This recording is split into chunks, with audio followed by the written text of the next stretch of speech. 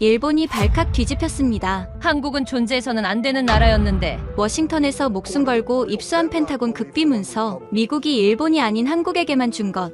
GPU 26만 장에 숨겨진 진짜 비밀. 70년 동맹 질서가 완전히 뒤집힌 그날. 한국은 곧 중국과 대등해질 것이다. 아무도 예상 못한 미국의 선택. 도대체 한국이 뭘 가지고 있었을까요? 그 충격적인 진실을 공개합니다. 도쿄 국립안보연구원 대강당. 280명의 시선이 단상 위 한 남자에게 집중됐습니다. 쿠로다 케이이치 62살. 전 외무성 차관이자 일본 안보 전략의 설계자였죠. 그가 천천히 마이크를 잡았습니다. 손이 미세하게 떨리고 있었어요. 오늘 제가 여기 선 이유는 단 하나입니다. 우리가 알고 있던 세계가 끝났다는 것을 알려드리기 위해서입니다. 대강당이 웅성거렸습니다. 미쓰비시 중공업의 모리시타 회장이 안경을 벗어닦았어요. CK의 오가타 기자는 급하게 녹음기를 켰습니다. 쿠로다가 리모컨을 들었습니다. 화면에 미국 국무부 로고가 떴어요. 그 아래 빨간 도장이 찍혀 있었습니다. 극비, 지난달 워싱턴에서 입수한 문서입니다. 40년 지기 친구가 목숨을 걸고 빼돌린 거예요. 제목을 읽어드리겠습니다. 아시아 태평양 동맹 재편성 로드맵. 청중석에서 숨소리가 들렸습니다. 누군가 의자에서 몸을 앞으로 기울였어요. 첫 페이지에 이렇게 쓰여 있습니다. 향후 10년간 미국의 아시아 전략에서 가장 중요한 파트너는 대한민국이다. 일본은 중요한 동맹국이지만 기술 협력의 한계로 인해 우선순위가 조정될 것이다. 잠깐만요. 한 국회의원이 벌떡 일어났습니다. 우리가 70년 동맹인데 우선순위가 조정된다니 무슨 소리입니까? 쿠로다가 쓴웃음을 지었습니다. 저도 처음엔 믿지 않았습니다. 하지만 증거는 이미 나타나고 있어요. 작년 한국이 받은 엔비디아 GPU 26만 장 아시죠? 한국이 핵추진 잠수함 건조 승인받은 것도 아시죠? 우리는 요청조차 못했어요. 화면이 바뀌었습니다. 복잡한 도표가 나타났어요. 이걸 보십시오. 미국의 극비 군사기술 공유 현황입니다. 2020년까지는 일본이 1위였어요. 하지만 2023년부터 한국이 역전했습니다. 극초음속 미사일, 양자 레이더, 우주 조기경보 체계, 이 세 가지 최첨단 기술을 미국은 한국과만 공유하고 있습니다. 청중석이 술렁였습니다. 그게 무슨 의미인지 아십니까? 쿠로다가 목소리를 높였어요. 미국이 미래를 한국과 함께 만들겠다는 겁니다. 우리는 과거의 동맹으로 남는 거고요. 모리시타 회장이 손을 들었습니다.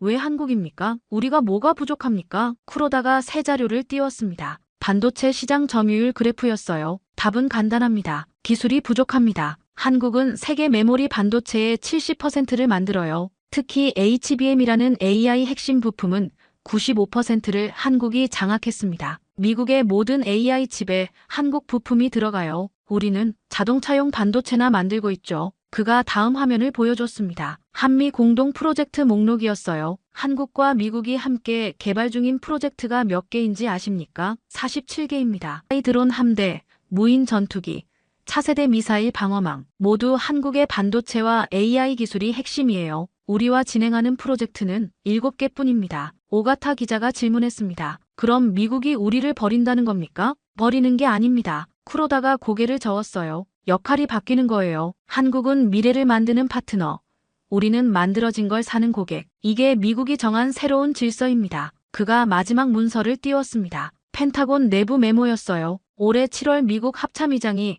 한국 합참의장에게 보낸 메시지입니다. 대한민국은 이제 미국의 글로벌 방위 전략에서 핵심 기술 파트너다. 한국의 기술 없이는 미래 전쟁을 준비할 수 없다. 쿠로다가 잠시 침묵했습니다. 대강당은 무거운 정적에 잠겼어요. 여러분, 이게 현실입니다. 미국은 이미 결정했어요. 아시아에서 가장 중요한 나라는 더 이상 일본이 아닙니다. 기술을 가진 나라, 미래를 만들 수 있는 나라. 그게 바로 한국입니다. 한 젊은 의원이 떨리는 목소리로 물었습니다. 그럼 우리는 어떻게 해야 합니까? 쿠로다가 물을 한 모금 마셨습니다. 그 답을 찾기 위해 우리 연구소가 6개월간 한국을 분석했습니다. 그들이 어떻게 이 자리까지 올라왔는지, 무엇이 그들을 특별하게 만들었는지, 지금부터 그 충격적인 실체를 하나씩 보여드리겠습니다. 그가 화면을 바꿨습니다. GPU라는 글자가 크게 떴어요. 먼저 26만 장의 진짜 의미부터 시작하겠습니다. 여러분은 한국이 이걸로 게임이나 만들 거라고 생각하십니까? 천만의 말씀입니다. 그들은 전쟁을 준비하고 있었어요. 쿠로다가 새로운 영상을 재생했습니다. 거대한 데이터 센터가 화면을 채웠어요. 끝없이 늘어선 서버렉들이 푸른빛을 내뿜고 있었습니다.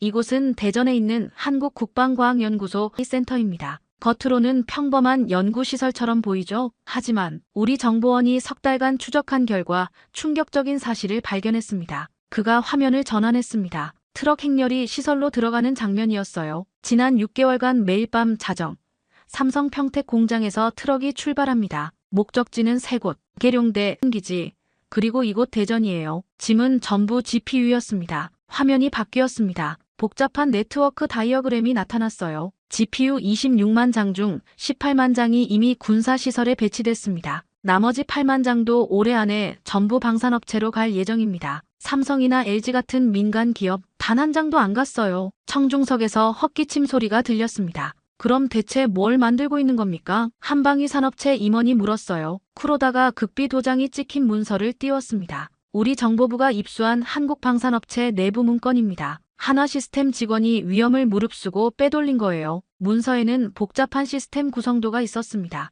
프로젝트 이름은 스카이넷입니다. 터미네이터 영화에서 따온 이름이에요. 농담이 아닙니다. 실제로 그렇게 부르고 있어요. 모리시타 회장이 믿기지 않는다는 표정을 지었습니다. 영화 제목을 프로젝트명으로 쓴다고요? 한국 개발자들의 자신감입니다. 쿠로다가 설명했어요. 영화를 현실로 만들겠다는 의지죠. 실제로 그들이 만드는 건 영화보다 무섭습니다. 그가 새로운 영상을 재생했습니다. 컴퓨터 시뮬레이션이었어요. 이걸 보십시오. 드론 만 대가 동시에 이륙합니다. 화면 속에서 검은 점들이 구름처럼 솟아올랐습니다. 처음엔 무질서해 보였지만 순식간에 대형을 갖췄어요. 각 드론이 독립적으로 판단하면서도 전체는 하나처럼 움직입니다. 이걸 때 지능이라고 해요. 벌이나 개미처럼 집단 지성을 발휘하는 겁니다. 한 항공 전문가가 손을 들었습니다. 만 대를 어떻게 제어합니까? 주파수 간섭은 어떻게 해결하고요? AI가 알아서 합니다. 쿠로다가 답했어요. 각 드론에 소형 AI 칩이 들어가요. 중앙 통제가 아니라 분산 처리입니다. 드론끼리 서로 통신하며 스스로 판단해요. 그가 기술 도면을 보여줬습니다. 한 대당 엔비디아 제슨 나노 칩을 탑재합니다. 초당 5조 번 연산이 가능해요. 만 대면 초당 5경번입니다. 인간의 뇌보다 빠른 속도로 전장을 분석하는 거죠. 쿠로다가 충격적인 영상을 하나 더 준비했습니다. 올해 9월 28일 새벽 3시 한국군이 동해상에서 실시한 극비 훈련입니다. 우리 잠수함이 몰래 촬영했어요. 화질이 나쁘지만 충분히 알아볼 수 있습니다. 흔들리는 영상이 재생됐습니다. 어두운 바다 위로 불빛들이 나타났어요. 드론 3,000대가 참가했습니다. 목표는 가상 적국 함대 섬멸. 시나리오는 이렇습니다. 적 항모전단이 동해로 진입했다. 3시간 내에 무력화하라. 영상 속에서 드론들이 갑자기 산계했습니다. 보십시오. 3,000대가 즉시 역할을 나눕니다. 500대는 고도 5,000m로 올라가 정찰, 100대는 해면 스레스레로 날아 레이더 회피, 1,000대는 전자전, 1,000대는 직접 타격. 화면이 적외선 카메라로 전환됐습니다. 열감지 영상이었어요. 목표물은 퇴역한 구축함 3척과 화물선 5척이었습니다. 실제 배를 표적으로 썼어요. 드론들이 목표물을 향해 돌진했습니다. 첫 번째 공격파 300대, 레이더와 통신 안테나를 노립니다. 작은 폭발들이 연속적으로 일어났습니다. 두 번째 공격파 500대, 함교와 엔진룸을 타격합니다. 더 큰 폭발이 이어졌어요. 세 번째 공격파 700대, 이미 무력화된 목표물의 확인 사살. 쿠로다가 영상을 멈췄습니다. 소요시간 3분 27초. 목표 8척 전부 격침 판정. 드론 손실 187대, 성공률 9였습니다. 청중석이 술렁거렸습니다. 187대밖에 안 잃었다고요? 한 해군 장교가 놀랐습니다. 네, 93%가 생존했어요. 쿠로다가 확인했어요. 이유가 뭔지 아십니까? 서로 희생했기 때문입니다. 그가 상세 분석 영상을 보여줬습니다. 느린 화면으로 다시 보십시오. 적 함정이 대공포를 쏘기 시작합니다. 그때 드론 일부가 일부러 총알바지가 됩니다. 다른 드론들이 안전하게 접근할 수 있도록요. 영상 속에서 몇몇 드론이 대공포화 속으로 뛰어들었습니다. 그 사이 다른 드론들이 목표물에 도달했어요. AI가 즉각 계산합니다. 10대를 희생해서 100대를 살릴 수 있다면 망설이지 않아요. 인간 조종사라면 할 수 없는 결정이죠. 오가타 기자가 펜을 놓고 물었습니다. 그럼 우리 자위대는 어떻게 대응합니까? 쿠로다가 일본 방공 시스템 도면을 띄웠습니다. 우리 이지스함 한 척이 동시 추적 가능한 목표는 200개입니다. 요격 가능한 건 24개고요. 드론 만 대가 오면 0.2%만 막을 수 있어요. 한방공 전문가가 반박했습니다. 그래도 패트리어트나 중거리 바일이 있지 않습니까? 드론 한 대 잡는데 10억 원짜리 미사일을 쓸 겁니까? 쿠로다가 되물었어요. 드론은 대당 1,000만 원입니다. 경제적으로 지는 싸움이에요. 그가 비용 분석표를 보여줬습니다. 드론 만 대 제작비, 1,000억 원, 이지스함 한 척, 2조 원. 드론이 이지스함을 격침시키면 투자 대비 효과는 20배입니다. 모리시타 회장이 한숨을 쉬었습니다. 그럼 막을 방법이 없다는 겁니까? 한 가지 있습니다. 쿠로다가 말했어요. 우리도 드론을 만드는 거예요. 드론 대 드론으로 싸우는 거죠. 하지만 그가 일본 드론 개발 현황을 보여줬습니다. 우리 최신 드론은 동시 제어 50대가 한계입니다. 한국은 10,000대, 200배 차이예요. 따라잡으려면 최소 10년은 걸립니다. 청중석에서 누군가 중얼거렸습니다. 10년이면 한국은 10만 대를 제어하겠군요. 정확한 지적입니다. 쿠로다가 인정했어요. 한국의 목표가 실제로 그렇습니다. 2030년까지 드론 10만 대 동시 제어. 코드명은 메가스웜이에요. 그가 한국 방산업체 내부 사진을 보여줬습니다. 이건 우리 정보원이 목숨 걸고 찍은 사진입니다. 경기도 용인에 있는 하나시스템 연구소 내부예요. 사진 속에는 거대한 실험실이 있었습니다. 천장까지 닿는 철제 구조물에 드론들이 빽빽히 매달려 있었어요. 저기 보이는 게 전부 시제품입니다. 대략 5,000대, 매일 밤 11시에 동시 비행 테스트를 한다고 해요. 인근 주민들은 UFO가 나타났다고 신고한답니다. 한 젊은 의원이 물었습니다. 그 많은 드론을 어디서 만듭니까? 생산시설이 있어야 할 텐데. 쿠로다가 위성사진을 띄웠습니다. 충남 아산에 거대한 공장을 짓고 있습니다. 축구장 20개 크기예요. 내년 완공되면 연간 드론 5만 대를 생산할 수 있다고 합니다. 그가 공장 조감도를 보여줬습니다. 완전 자동화 공장입니다. 로봇이 로봇을 만드는 거예요. 인간은 10명만 있으면 됩니다. 24시간 365일 쉬지 않고 생산할 수 있죠. 쿠로다가 더 충격적인 정보를 공개했습니다. 그리고 한국은 드론뿐만 아니라 로봇 병사도 만들고 있습니다. 새로운 영상이 재생됐습니다. 4발로 걷는 로봇이 장애물을 뛰어넘었어요. 한화에어로스페이스가 개발한 늑대입니다. 시속 60km로 달리고 2m 높이를 뛰어넘어요. 등에 기관총을 장착했습니다. 로봇이 사격하는 장면이 나왔습니다. 100m 거리의 표적을 정확히 맞췄어요. 명중률 98%. 인간 저격수보다 정확합니다. 야간에도 안개 속에서도 흔들리는 상황에서도 100/800 중이에요. 한 육군 장교가 회의적으로 물었습니다. 배터리는 얼마나 갑니까? 전투 중에 충전할 수도 없는데 6시간입니다. 쿠로다가 답했어요. 하지만 배터리를 교체하는데 30초밖에 안 걸려요. 그리고 태양광 패널을 달아서 대기 중엔 자가 충전도 가능합니다. 그가 가격표를 보여줬습니다. 한 대에 5천만 원. 병사 1년 인건비와 같습니다. 하지만 로봇은 월급도, 연금도, 의료비도 필요 없어요. 10년 쓰면 인간보다 50배 저렴합니다. 청중들이 암울한 표정을 지었습니다. 한국군 발표에 따르면 2027년까지 10,000대를 배치할 계획입니다. 쿠로다가 이어갔어요. 10,000대의 로봇 병사. 지치지 않고 두려워하지 않고 명령에 절대 복종하는 군대예요. 모리시타 회장이 깊은 한숨을 내쉬었습니다. 인간 병사의 시대가 끝나는 겁니까? 적어도 최전선에서는 그렇습니다. 쿠로다가 인정했어요. 미래 전쟁은 로봇과 드론이 싸우고 인간은 후방에서 지휘만 하는 거예요. 그가 한미 연합훈련 자료를 띄웠습니다. 지난달 을지 프리덤 실드 훈련에서 충격적인 일이 있었습니다. 사상 처음으로 AI가 작전을 지휘했어요. 작전 지도가 화면에 나타났습니다. 붉은색이 적군, 파란색이 아군입니다. 인간 지휘관이 이끄는 적군과 AI가 지휘하는 아군이 맞붙었어요. 시뮬레이션이 시작됐습니다. 파란색 점들이 신속하게 움직였어요. AI는 0.1초 만에 수만 가지 변수를 계산합니다. 적의 움직임을 예측하고 최적의 대응을 찾아요. 인간 지휘관은 회의하고 결정하는데 10분이 걸리는데 AI는 즉시 명령을 내립니다. 72시간 후 결과가 나타났습니다. AI가 지휘한 한국군 완승. 피해 비율 1대 47. 압도적이었어요. 한 전략 전문가가 물었습니다. AI가 실수하면 어떻게 합니까? 기계도 오류가 있지 않습니까? 물론입니다. 쿠로다가 인정했어요. 하지만 AI는 실수에서 배웁니다. 같은 실수를 절대 반복하지 않아요. 인간은 역사를 보십시오. 같은 실수를 계속 반복합니다. 그가 마지막 자료를 보여줬습니다. 한국이 개발 중인 최종 목표입니다. 완전 자율 전투 체계. 인간이 목표만 정하면 AI가 알아서 전쟁을 수행하는 거예요. 복잡한 시스템 다이어그램이 나타났습니다. 드론 10만 대, 로봇 10,000대, 무인 잠수정 1,000대, 무인 전차 500대, 이 모든 걸 하나의 AI가 통합 지휘합니다. 인간은 시작 버튼만 누르면 돼요. 청중석이 무거운 침묵에 잠겼습니다. 이게 정말 3년 안에 가능합니까? 한 의원이 믿기지 않는다는 표정으로 물었습니다. 한국은 이미 핵심 기술을 다 확보했습니다. 쿠로다가 단호하게 답했어요. GPU 26만 장이 그 증거예요. 이제 조립만 하면 됩니다.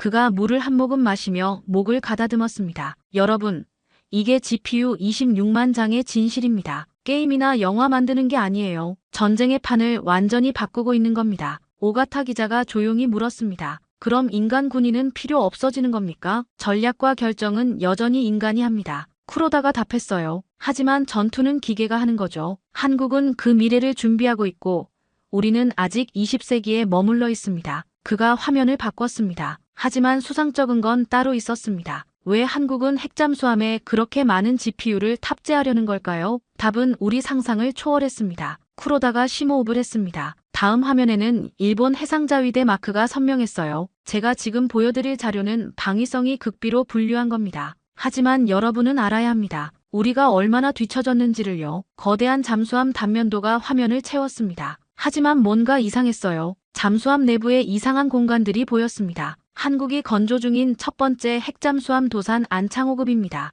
길이 배수량 4,000톤. 여기까진 평범해요. 하지만 이 부분을 보십시오. 그가 레이저 포인터로 중앙구역을 가리켰습니다. 함체 중앙에 거대한 서버룸이 있습니다. 3,000장이 들어가요. 잠수함에 슈퍼컴퓨터를 넣은 겁니다. 왜일까요? 청중들이 고개를 갸웃거렸습니다. 답은 간단합니다. 이 잠수함은 혼자 다니지 않아요. 100대의 무인 잠수정을 거느리고 다닙니다. 마치 여왕벌과 일벌처럼요. 새로운 영상이 재생됐습니다. 한국 해군이 공개한 홍보 영상이었어요. 작년 9월 한국 언론에 공개된 영상입니다. 자세히 보십시오. 화면 속에서 거대한 잠수함 옆구리가 열렸습니다. 마치 상어가 새끼를 낳듯이 작은 잠수정들이 쏟아져 나왔어요. 하나, 둘, 셋. 순식간에 수십 대가 물속으로 흩어졌습니다. 각 무인 잠수정은 길이 3m, 무게 200kg입니다. 크기는 돌고래만 해요. 하지만 성능은 무시무시합니다. 시속 50노트, 작전 반경 100km, 자망시간 72시간. 한 해상자위대 퇴역 제독이 손을 들었습니다. 그 작은 게 뭘 할 수 있습니까? 어뢰도 한두 발밖에 못 씻지 않습니까? 쿠로다가 쓴웃음을 지었습니다. 그게 함정입니다. 개미 한 마리는 약하지만 100만 마리가 모이면 코끼리도 쓰러뜨려요. 이것도 마찬가지입니다. 그가 새로운 자료를 띄웠습니다. 무인 잠수정의 상세 스펙이었어요. 폭약 200kg을 싣고 있습니다. 자폭 공격이 가능하다는 뜻이에요. 100대가 동시에 자폭하면 2만 kg의 폭약입니다. 전함도 격침시킬 수 있는 위력이죠. 청중석이 술렁거렸습니다. 더 무서운 건 이겁니다. 쿠로다가 목소리를 낮췄어요. 이놈들은 학습합니다. 싸울 때마다 적의 패턴을 기억하고 분석해요. 다음엔 더 똑똑해져서 돌아옵니다. 그가 AI 학습 데이터를 보여줬습니다. 한국 해군은 이미 1200번의 모의 전투를 했습니다. 미국, 중국, 러시아, 일본 잠수함의 모든 전술을 입력했어요. 음향신호, 기동 패턴, 디코이 사용법까지. AI는 이 모든 걸 학습했습니다. 한 젊은 장교가 떨리는 목소리로 물었습니다. 그럼 우리 전술을 다 알고 있다는 겁니까? 그렇습니다. 쿠로다가 단호하게 답했어요. 우리가 어떻게 싸울지 AI는 이미 알고 있어요. 반면 우리는 AI가 어떻게 공격할지 예측할 수 없습니다. 매번 다르게 공격하거든요. 그가 화면을 바꿨습니다. 일본 방위성 로고가 나타났어요. 이제 우리 방위성이 실시한 극비 시뮬레이션을 보여드리겠습니다. 작년 11월 23일 요코스카 해상자위대 작전 사령부에서 진행됐어요. 시뮬레이션 화면이 켜졌습니다. 푸른 바다를 3D로 구현한 전술 화면이었어요. 시나리오는 이렇습니다. 동해 중앙, 울릉도 북방 50해리, 수심 2000m, 한국 핵잠수함 한 척대 일본 소류급 잠수함 15척, 양측 모두 상대를 인지한 상태에서 교전 시작. 화면에 빨간 점 15개와 파란 점 1개가 나타났습니다. 우리 쪽 지휘관은 다나카 중장이었습니다. 30년 경력의 베테랑이죠. 그는 15척을 3개 그룹으로 나눴어요. 정면 5척, 좌우각 5척, 포위 선멸 작전이었습니다. 쿠로다가 재생 버튼을 눌렀습니다. 시뮬레이션이 시작됐어요. 전투 개시 10초. 파란 점에서 작은 점들이 튀어나왔습니다. 구름처럼 퍼져나갔어요. 한국 잠수함이 무인 잠수정 100대를 방출했습니다. 속도 50노트. 우리 잠수함보다 2배 빠릅니다. 전투 개시 1분. 무인 잠수정들이 3그룹으로 나뉘었습니다. 30대는 정면으로, 35대는 좌우로, 35대는 급강하했어요. 우리 잠수함들이 어뢰를 발사합니다. 각 함이 4발씩, 총 60발이에요. 화면에 붉은 선들이 그어졌습니다. 어뢰들이 목표를 향해 날아갔어요. 전투 개시 3분. 어뢰가 명중합니다. 몇몇 무인 잠수정이 사라졌습니다. 하지만 대부분은 살아남았어요. 12대 하지만 88대가 남았습니다. 그리고 쿠로다가 화면을 확대했습니다. 보십시오. 무인 잠수정들이 우리 어뢰를 유도하고 있어요. 자기들이 미끼가 되어 어뢰를 끌고 다니는 겁니다. 그 사이 다른 놈들이 우리 잠수함에 접근합니다. 2개시 5분, 빨간 점 하나가 깜빡이더니 사라졌습니다. 1번함 격침. 무인 잠수정 4대가 동시 자폭했습니다. 전투 개시 7분, 또 2개의 빨간 점이 사라졌습니다. 3번함, 7번함 격침. 어뢰 공격을 받았어요. 시뮬레이션 화면이 점점 비극적으로 변했습니다. 빨간 점들이 하나둘 사라지고 파란 점만 남았어요. 전투 개시 17분 23초. 우리 잠수함 15척 전멸.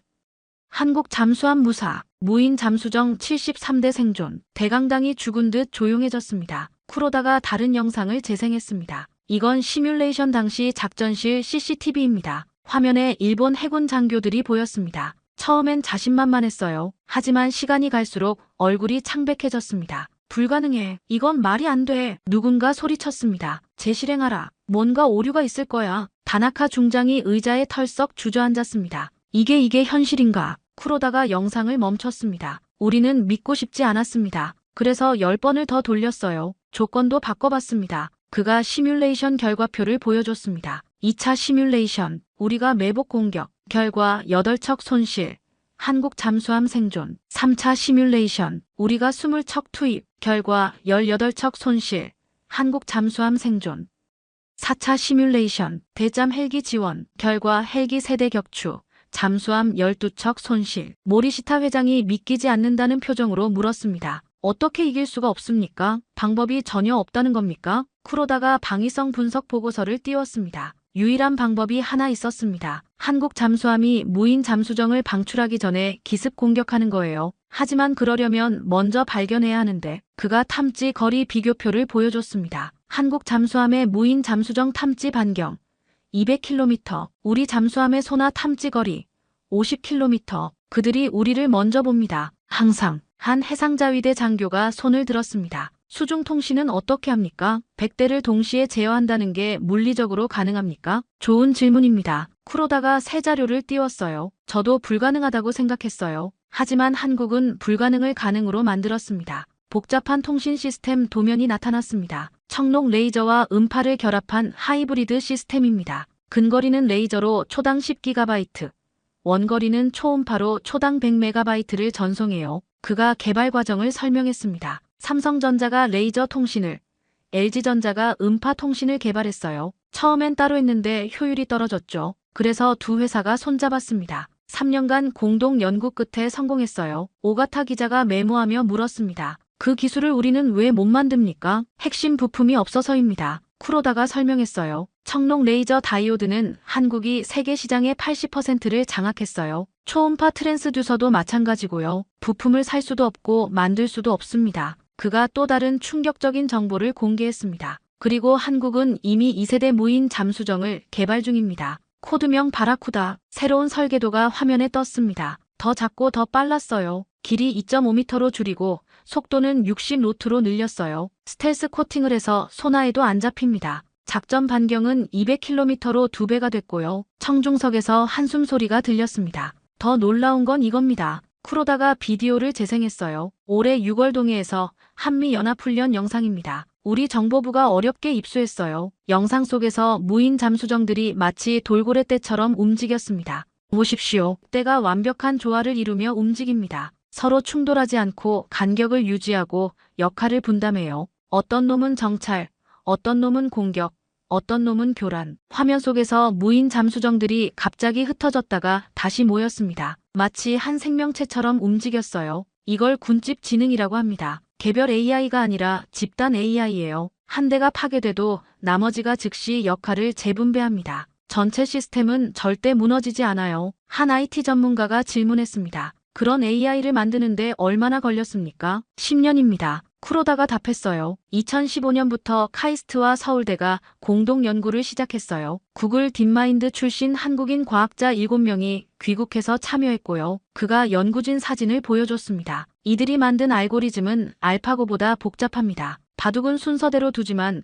전투는 동시다발적이거든요. 변수가 수백만 개예요. 쿠로다가 마지막 영상을 준비했습니다. 이제 가장 충격적인 장면을 보여드리겠습니다. 한국 해군이 절대 공개하지 않는 극비 훈련 영상이에요. 화면이 켜졌습니다. 였어요. 갑자기 수면이 부글거리더니 무언가 튀어올랐습니다. 무인 잠수정이 수면 위로 점프했습니다. 높이 10m, 공중에서 미사일을 발사하고 다시 입수했어요. 잠수정이 날아다니는 겁니다. 청중들이 경악했습니다. 그게 가능합니까? 한국은 가능하게 만들었습니다. 쿠로다가 단호하게 말했어요. 로켓 부스터를 달았어요. 일회용이지만 기습 공격에 치명적입니다. 상대는 물속만 경계하다가 갑자기 공중에서 공격받는 거죠. 모리시타 회장이 무거운 목소리로 물었습니다. 그럼 우리 해상자위대는 이미 무력화됐습니다. 쿠로다가 인정했어요. 한국 잠수함 9척이면 무인 잠수정 900대, 우리 해상자위대 전체와 맞먹는 전력이에요. 아니, 그 이상입니다. 그가 동아시아 해역 지도를 띄웠습니다.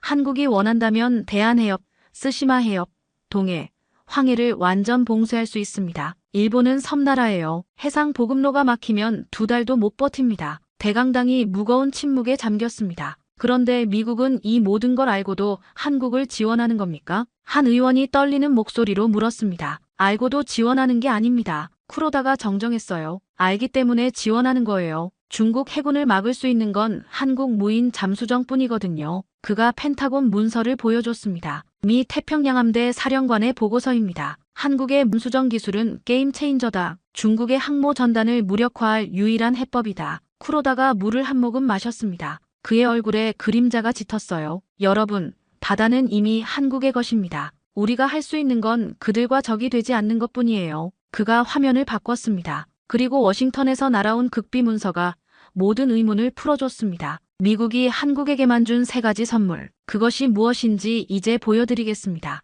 쿠로다가 검은 봉투에서 문서를 꺼냈습니다. 손이 다시 떨리기 시작했어요. 이 문서를 구하는데 저는 모든 걸 걸었습니다. 40년 우정도, 남은 경력도, 워싱턴의 오랜 친구가 펜타곤 화장실에서 몰래 복사한 겁니다. 그가 이렇게 말했어요. K2, 일본은 알아야 한다. 게임이 어떻게 바뀌었는지. 화면에 미국 국방부 인장이 선명한 문서가 떴습니다. 한미 차세대 방위기술 공동 개발 양해각서. 서명 날짜는 올해 7월 15일. 바이든과 윤석열이 캠프 데이비드에서 직접 서명했어요. 청중들이 일제히 몸을 앞으로 기울였습니다. 이 문서는 총 3페이지입니다. 하지만 핵심은 3가지 기술이에요. 미국이 자국 외에는 절대 공유하지 않던 최고 기밀들입니다. 그가 첫 페이지를 펼쳤습니다. 첫 번째 선물, 극초음속 미사일 기술입니다. 새로운 영상이 재생됐습니다. 미국 뉴멕시코 사막의 실험장이었어요. 올해 3월 17일 오전 6시 23분 미국 화이트샌즈 미사일 실험장. 한미 공동개발팀이 첫 시험 발사를 했습니다. 카운트다운이 시작됐습니다.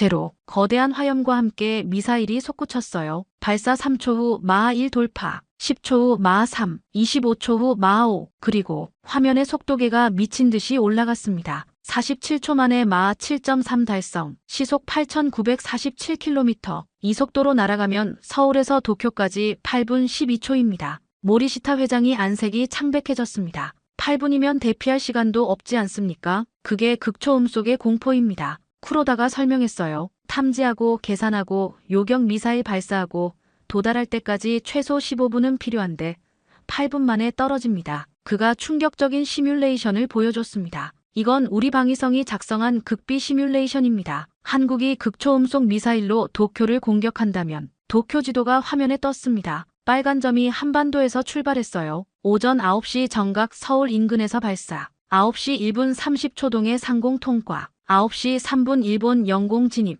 빨간 선이 일본 열도를 향해 날아왔습니다. 9시 4분. 우리 레이더가 탐지합니다. 하지만 너무 빠르고 고도가 높아서 정확한 궤도 계산이 안 돼요. 일본 방공망이 작동하는 모습이 나타났습니다. 9시 5분 30초. 패트리어트 발사 명령. 하지만 이미 늦었습니다. 극초음속 미사일은 고도를 급격히 바꾸며 지그재그로 날아요. 빨간 점이 도쿄에 가까워졌습니다. 9시 7분 45초. 도쿄 상공 도달. 9시 8분 12초. 목표 타격. 화면에 붉은 원이 퍼졌습니다. 타격 지점을 중심으로 파괴 반경이 표시됐어요. 반경 500m 완전 파괴. 반경 2km 심각한 손상. 도심 한복판이 맞으면 사상자가 수만 명입니다. 청중석이 술렁거렸습니다. 그걸 막을 방법이 없습니까? 한방공 전문가가 절박하게 물었습니다. 현재 기술로는 없습니다. 쿠로다가 단호하게 답했어요. 미국도 못 막아요. 그래서 한국과 손잡은 겁니다. 그가 기술 사양서를 보여줬습니다.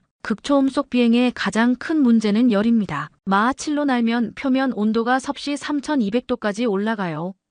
철이 녹는 온도의 2배입니다. 한 소재 전문가가 손을 들었습니다. 그런 열을 견디는 소재가 존재합니까? 한국이 만들었습니다. 쿠로다가 포스코 연구소 사진을 보여줬어요. 2018년부터 극비리에 개발한 초고온 세라믹 복합재, 탄화아프늄과 을 나노구조로 결합했어요. 그가 실험 영상을 재생했습니다. 포항 연구소 지하 3층, 플라스마 토치로 섭씨 4000도를 가합니다. 보십시오. 다른 소재는 즉시 녹아내리는데 한국 세라믹은 끄떡없어요. 영상 속에서 하얀 불꽃이 검은 판에 닿았습니다. 다른 금속들은 즉시 빨갛게 달아올랐지만 한국 세라믹은 그대로였어요. 이 소재를 만드는데 실패만 3847번. 연구원 7명이 과로로 쓰러졌고 1명은 실명할 뻔했어요. 15년간 2조 원을 쏟아부은 끝에 성공한 겁니다. 오가타 기자가 메모하며 물었습니다. 미국도 비슷한 연구를 했을 텐데요. 했습니다. 로키드 마틴이 10년간 연구했어요. 쿠로다가 비교 자료를 보여줬어요. 하지만 3000도가 한계였습니다. 한국이 유일하게 4000도를 돌파한 거예요. 그가 펜타곤 회의록을 띄웠습니다. 작년 12월 18일 펜타곤 1인 회의실 미 합참의장이 이렇게 말했답니다. 한국 없이는 중국 DF-17을 따라잡을 수 없다. 그들의 소재 기술이 필요하다. 쿠로다가 두 번째 문서를 펼쳤습니다. 두 번째 선물, 양자 레이더입니다. 복잡한 물리학 공식이 화면에 나타났습니다. 양자 얽힘, 아인슈타인도 이해하지 못했던 현상이에요. 두 입자가 우주 끝과 끝에 있어도 즉시 연결되는 신비한 현상입니다. 한 물리학 교수가 고개를 끄덕였습니다. 이론은 1960년대부터 있었지만 실용화는 불가능하다고 했는데 한국이 불가능을 가능으로 만들었습니다. 쿠로다가 삼성 연구소 영상을 재생했어요. 작년 4월 7일 새벽 2시 14분 삼성기흥연구소 3년간 실패만 하던 연구팀이 드디어 성공했습니다. 영상 속에서 연구원들이 환호했습니다. 모니터에는 선명한 비행기 형체가 나타났어요. 200km 거리에 F-35 스텔스기를 포착한 순간입니다. 일반 레이더엔 아무것도 안 보이는데 양자 레이더엔 선명하게 나타났어요. 그가 실험 데이터를 보여줬습니다. 한국팀의 혁신은 양자 얽힘 유지 시간을 늘린 거예요. 기존엔 0.001초였는데 한국은 3초까지 늘렸습니다. 3000배 개선이에요. 청중들이 놀란 표정을 지었습니다. 어떻게 그게 가능합니까? 영하 273도. 쿠로다가 답했어요. 절대 0도에서 작동하는 초전도 양자칩을 개발했어요. 삼성이 만든 이 칩 없이는 양자 레이더를 못 만듭니다. 그가 더 충격적인 실험 영상을 보여줬습니다. 올해 6월 한미 공동 실험입니다. 네바다 사막 상공. 영상에는 여러 대의 전투기가 날고 있었어요. F-22, F-35, B-2 폭격기, 미국 최고 스텔스 전력이 다 나왔습니다. 그리고 한국 양자 레이더가 작동했어요. 레이더 화면이 나타났습니다. 일반 레이더는 텅 비어 있었지만 양자 레이더에는 모든 비행기가 선명했어요. 100% 탐지, 단 한 대도 놓치지 않았습니다. 미 공군 참모총장이 이렇게 말했다고 해요. 30년간 쌓아온 스텔스 우위가 하루아침에 무너졌다. 모리시타 회장이 믿기지 않는다는 표정으로 물었습니다. 그럼 수조 원짜리 스텔스기가 무용지물이 된다는 겁니까? 그렇습니다. 쿠로다가 확인했어요. F-35 한 대에 1,500억 원인데 양자 레이더 앞에선 그냥 일반 전투기예요. 그가 일본 연구 현황을 보여줬습니다. 우리도 이화학연구소에서 양자 연구를 합니다. 하지만 아직 기초 단계예요. 실용화까지 최소 15년은 걸릴 겁니다. 한 전자공학 전문가가 질문했습니다. 우리 기업들도 양자 연구하지 않습니까? 도시바가 작년에 포기했습니다. 쿠로다가 씁쓸하게 말했어요. 연구비가 너무 많이 들고 성과가 안 나와서요. NEC도 규모를 축소했고요. 그가 세 번째 문서를 들어올렸습니다. 마지막 세 번째 선물, 기경보 체계입니다. 인공위성 궤도 도면이 화면을 채웠습니다. 고도 36,000km 정지궤도, 여기에 적외선 센서를 단 위성 6개를 배치합니다. 지구 전체를 24시간 감시하는 전천후 눈이에요. 한 우주항공 전문가가 손을 들었습니다. 그건 우리 정찰 위성도 하는 거 아닙니까? 전혀 다릅니다. 쿠로다가 차이를 설명했어요. 정찰 위성은 사진을 찍어요. 조기경보 위성은 열을 감지합니다. 미사일 엔진이 점화되는 순간을 포착하는 거죠. 그가 실제 작동 영상을 보여줬습니다. 작년 10월 북한이 미사일을 발사했을 때입니다. 한국 조기경보 위성 시제품이 포착한 영상이에요. 화면에 한반도 열지도가 나타났습니다. 갑자기 북쪽에서 밝은 점이 나타났어요. 발사 1.3초 만에 탐지, 3초 만에 궤도 계산 완료, 5초 만에 한국군 지휘부의 경보. 인간이 커피 한 모금 마시는 시간에 모든 게 끝났어요. 청중들이 놀랐습니다. 그렇게 빠르게 탐지가 가능합니까? 한화 시스템이 개발한 적외선 센서 덕분입니다. 쿠로다가 설명했어요. 섭씨 0.01도 차이도 감지해요. 성냥 하나 켜는 것도 우주에서 봅니다. 그가 한국 발사체 성공률을 보여줬습니다. 누리호 8번 발사 8번 성공, 100%예요. 게다가 한화가 스페이스X와 손잡았습니다. 재사용 로켓 기술을 받는 대신 엔진 부품을 공급하기로. 오가타 기자가 의아해했습니다. 일론 머스크가 왜 한국과 손잡았습니까? 한화의 터보 펌프 때문입니다. 쿠로다가 부품 사진을 보여줬어요. 초당 3만 회전하면서도 고장 없는 터보 펌프. 스페이스X도 이 정도 신뢰성은 못 만들어요. 그가 충격적인 시뮬레이션을 하나 더 준비했습니다. 이 세 기술이 합쳐지면 어떻게 될까요? 동북아시아 지도가 화면에 떴습니다. 적이 미사일을 발사합니다. 우주 조기경보 위성이 즉시 탐지해요. 양자 레이더가 스텔스기를 포착합니다. 극초음속 미사일로 선제 타격. 시뮬레이션이 작동했습니다. 탐지부터 타격까지 15분. 적은 대응할 시간이 없어요. 완벽한 선제 타격이 가능해집니다. 한 전략가가 무거운 목소리로 물었습니다. 그럼 한국이 동북아 군사 패권을 쥐게 되는 겁니까? 사실상 그렇습니다. 쿠로다가 인정했어요. 핵무기 없이도 핵보유국 수준의 억지력을 갖게 되는 거예요. 그가 마지막으로 펜타곤 극비 메모를 보여줬습니다. 미 국방장관이 대통령에게 보낸 보고서입니다. 한국은 10년 안에 중국과 대등한 군사기술 강국이 될 것이다. 일본은 한국의 하위 파트너로 재편될 것이다. 대강당이 무거운 침묵에 잠겼습니다. 우리가 하위 파트너라니. 모리시타 회장이 충격받은 표정으로 중얼거렸습니다. 쿠로다가 물을 마시며 목을 가다듬었습니다. 방위성 관계자가 저에게 이런 말을 했습니다. 이미 게임은 끝났다고. 하지만 저는 아직 희망이 있다고 봅니다. 쿠로다가 잠시 물을 마셨습니다. 청중들은 충격에서 헤어나오지 못하고 있었어요.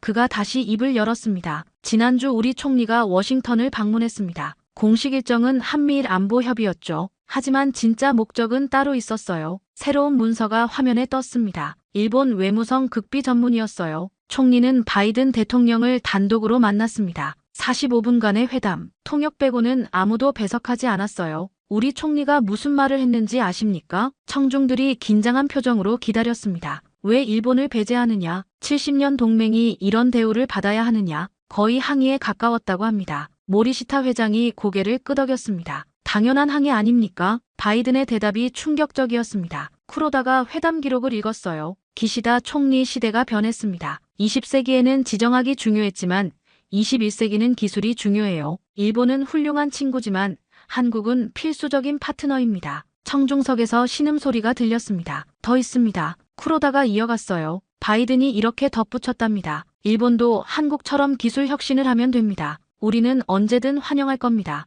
다만 빈손으로는 안 됩니다. 한올로 정치인이 떨리는 목소리로 물었습니다. 빈손이라니 우리가 뭐가 없다는 겁니까? 쿠로다가 비교 자료를 띄웠습니다. 미국이 필요로 하는 10대 핵심 기술 목록입니다. 인공지능, 양자 컴퓨터, 차세대 반도체, 초고속 통신, 우주 발사체, 극초음속 레이저 무기, 무인 시스템, 사이버 보안, 바이오 기술. 그가 각 분야별 순위를 보여줬습니다. 한국은 10개 중 7개 분야에서 세계 5위 안에 듭니다. 특히 반도체와 배터리는 세계 1위예요. 일본은 세계 분야만 10위 안에 들어요. 그것도 간신히. 오가타 기자가 받아 적으며 물었습니다. 우리가 앞서는 분야는 뭡니까? 로봇, 소재, 정밀 기계입니다. 쿠로다가 답했어요. 하지만 이것들은 20세기 기술이에요. 미래 전쟁에는 별로 중요하지 않습니다. 그가 펜타곤 보고서를 보여줬습니다. 미국 국방부가 작성한 2030년 전쟁 시나리오입니다. 로봇 병사 없어요. 대신 AI 드론 수만 대가 나옵니다. 정밀 기계 필요 없어요. 양자 컴퓨터와 AI가 모든 걸 계산합니다. 한방산업체 사장이 반박했습니다. 그래도 우리 기술력이 완전히 뒤처진 건 아니지 않습니까? 맞습니다. 완전히 뒤처진 건 아니에요. 쿠로다가 인정했어요. 하지만 결정적인 분야에서 뒤처졌습니다. 게임의 룰을 바꾸는 기술들이요. 그가 새로운 영상을 재생했습니다. 한국 대통령과 미국 대통령이 악수하는 장면이었어요. 작년 5월 한미 정상회담입니다. 이때 뭘 합의했는지 이제야 알게 됐어요. 한미기술 동맹이라는 새로운 개념을 만든 겁니다. 문서가 화면에 떴습니다. 기존 군사동맹을 넘어서는 포괄적 협력, 반도체, AI, 우주, 바이오, 양자기술 전 분야에서 공동 연구개발, 한국이 아시아 허브가 되고 미국이 전 세계 네트워크를 제공하는 구조예요. 청중들이 충격받은 표정을 지었습니다. 그럼 일본은 완전히 배제된 겁니까? 배제는 아닙니다. 쿠로다가 설명했어요. 참여할 수 있어요. 단 한국을 통해서입니다. 한국이 주도하는 프로젝트에 하청으로 참여하는 거죠. 모리시타 회장이 얼굴을 붉혔습니다. 말도 안 됩니다. 우리가 한국의 하청이 된다고요? 이미 시작됐습니다. 쿠로다가 충격적인 사실을 공개했어요. 도요타가 현대차의 수소전지 기술을 공급받기로 계약했어요. 소니가 삼성에게 이미지 센서 기술을 배우러 엔지니어를 파견했고요. 그가 더 많은 사례를 나열했습니다. 미쓰비시 중공업이 한화에어로스페이스와 우주발사체 공동개발 MOU를 체결했습니다. NTT가 SK텔레콤에게 육지기술 협력을 요청했어요. 소프트뱅크는 네이버와 AI 플랫폼을 공동 개발하기로 했고요. 청중석이 술렁거렸습니다. 그것들은 대등한 협력 아닙니까? 계약서를 자세히 보면 다릅니다. 쿠로다가 세부 조항을 보여줬어요. 기술 주도권은 한국이 갖고 일본은 자금과 인력을 제공합니다. 특허권도 한국이 51% 이상 가져가요. 한 젊은 기업가가 절망적인 표정으로 물었습니다. 그럼 우리는 영원히 2등입니까? 쿠로다가 한숨을 쉬었습니다. 영원은 없습니다. 하지만 최소 20년은 격차가 유지될 거예요. 한국이 멈춰있지 않는 한 그가 한국의 미래 계획을 보여줬습니다. 한국 정부가 발표한 2045년 비전입니다. 세계 3대 기술 강국, GDP 5조 달러, 1인당 소득 10만 달러. 허황된 목표 같지만 현재 속도라면 충분히 가능해요. 모리시타 회장이 깊은 한숨을 내쉬었습니다. 우리는 뭘 해야 합니까? 3가지 선택지가 있습니다. 쿠로다가 정리했어요. 첫째, 한국과 협력하며 2등 자리를 유지한다. 둘째, 독자 노선을 가며 고립을 감수한다. 셋째, 중국과 손잡고 새로운 축을 만든다. 청중들이 서로를 바라봤습니다. 중국과 손잡는 건 미국이 용납하지 않을 겁니다. 한 외교 전문가가 지적했어요. 맞습니다. 그럼 사실상 선택지는 2개예요. 쿠로다가 인정했어요. 한국과 협력하거나 혼자 가거나. 그가 마지막 자료를 보여줬습니다. 방위성이 작성한 2030년 안보 환경 전망이었어요. 우리 방위성의 결론입니다. 한국과 협력하지 않으면 일본의 안보는 보장할 수 없다. 굴욕적이지만 이게 현실입니다. 한 젊은 의원이 주먹을 쥐며 말했습니다. 그래도 포기할 순 없습니다. 일본의 자존심이 있지 않습니까? 쿠로다가 그를 바라봤습니다. 자존심과 생존 중 뭐가 중요합니까? 메이지 유신 때를 기억하십시오. 우리 선조들은 서양에 머리 숙이고 배웠습니다. 그 결과 아시아 최강국이 됐죠. 이제 다시 그럴 때입니다. 이번엔 한국에게 배우는 거예요. 대강당이 무거운 침묵에 잠겼습니다. 인정하기 싫지만 쿠로다 씨 말이 맞습니다. 모리시타 회장이 입을 열었어요. 우리 미쓰비시도 이미 결정했어요. 하나와 전면 협력하기로. 자존심보다 생존이 먼저니까요. 다른 기업인들도 하나둘 고개를 끄덕였습니다. 현실을 받아들이기 시작한 거예요. 쿠로다가 마지막 슬라이드를 띄웠습니다. 동아시아 지도였어요. 한국은 파란색, 일본은 빨간색으로 표시됐습니다. 바로 어제가 역사의 전환점이 될 겁니다. 일본이 2등을 공식 인정한 날로 기록될 거예요. 청중들의 표정이 복잡했습니다. 분노, 좌절, 체념이 뒤섞여 있었어요. 하지만 2등도 나쁘지 않습니다. 쿠로다가 위로하듯 말했어요. 영국을 보십시오. 미국에게 패권을 넘기고도 특별한 관계를 유지하며 영향력을 행사합니다. 우리도 할 수 있어요. 한 원로 정치인이 일어났습니다. 80대의 전 총리였어요. 쿠로다 씨,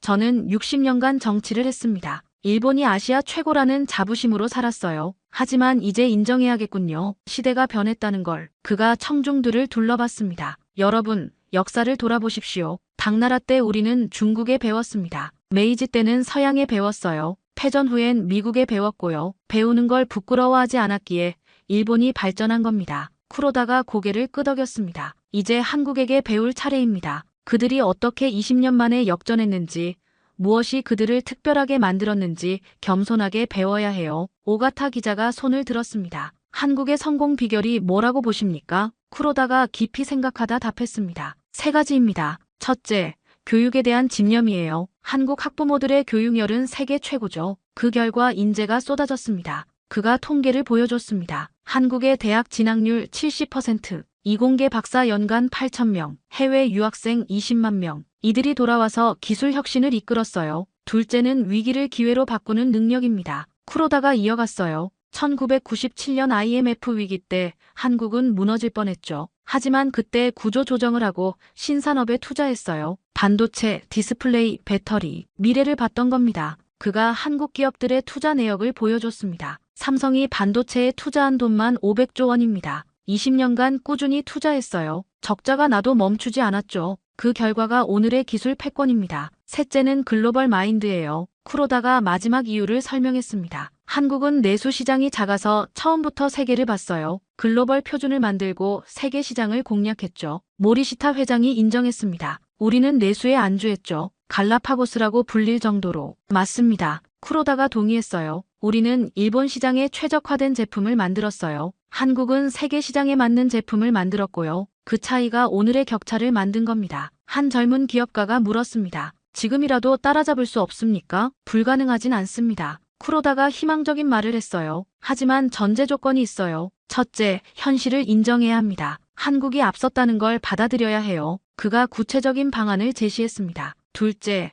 한국과 전면 협력해야 합니다. 기술을 배우고 인재를 교류하고 공동 투자해야 해요. 자존심 버리고 실리를 택해야 합니다. 셋째, 교육을 혁신해야 합니다. 쿠로다가 강조했어요. 양자 컴퓨터, 바이오, 미래 기술 인재를 키워야 해요. 10년 후를 봐야 합니다. 청중들이 진지한 표정으로 메모했습니다. 마지막으로 이것만은 기억하십시오. 쿠로다가 목소리를 높였어요. 한국을 적으로 만들면 안 됩니다. 그들은 이제 우리보다 강해요. 적이 되면 우리가 집니다. 친구가 되면 함께 갈 수 있어요. 대강당이 조용해졌습니다. 모두가 현실의 무게를 느끼고 있었어요. 오늘 제 발표를 요약하면 이렇습니다. 쿠로다가 정리했어요. 게임은 끝났습니다. 한국이 이겼고 우리는 졌어요. 이제 새로운 게임을 시작해야 합니다. 한국과 함께하는 게임을. 모리시타 회장이 일어났습니다. 쿠로다 씨, 오늘 발표 감사합니다. 듣기 싫은 진실이었지만 꼭 들어야 했습니다. 다른 사람들도 하나둘 일어나기 시작했습니다. 박수는 없었어요. 그저 무거운 현실을 받아들이는 사람들의 침묵만 있었습니다. 오가타 기자가 쿠로다에게 다가왔습니다. 선생님, 이 내용을 보도해도 되겠습니까? 보도하십시오. 쿠로다가 단호하게 말했어요. 일본 전체가 알아야 합니다. 그래야 바뀔 수 있으니까. 사람들이 하나둘 대강당을 떠났습니다. 그들의 발걸음은 무거웠지만 어딘가 결연해 보였어요. 마지막으로 한 원로 기업인이 쿠로다에게 고개를 숙였습니다. 고마웠습니다. 누군가는 해야 할 말이었어요. 우리 회사도 한국과 협력하겠습니다. 쿠로다도 고개를 숙였습니다. 저도 일본을 사랑합니다. 그래서 진실을 말한 겁니다. 대강당이 텅 비었습니다. 쿠로다 혼자 남아 스크린을 바라봤어요. 한국과 일본의 지도가 아직도 떠 있었습니다. 그가 조용히 중얼거렸습니다. 한강의 기적이 이제 태평양의 기적이 되었구나. 우리가 가르쳤던 학생이 이제 선생이 됐어. 그는 불을 끄고 대강당을 나섰습니다. 도쿄의 밤은 여느 때처럼 화려했지만 뭔가 달라 보였어요. 시대가 바뀌고 있었습니다. 여기까지 도쿄에서 일본 최고 전문가가 인정한 충격적인 진실이었습니다. 한국이 일본을 넘어섰고 미국이 한국을 미래의 파트너로 선택했다는 냉혹한 현실이었죠. 하지만 이건 기적이 아닙니다. 여러분이 공장에서, 연구소에서, 사무실에서 흘린 땀의 결과예요. IMF 때 금 모으고 자식 교육에 모든 걸 바친 그 희생이 오늘의 기술 강국을 만들었습니다. 여러분이 바로 이 놀라운 역전 드라마의 주인공입니다. 이 영상이 마음에 드셨다면 좋아요와 구독 부탁드립니다. 그리고 꼭 공유해주세요. 우리가 얼마나 대단한 일을 해냈는지 더 많은 사람들이 알아야 합니다. 자랑스러운 대한민국, 자랑스러운 여러분입니다. 감사합니다.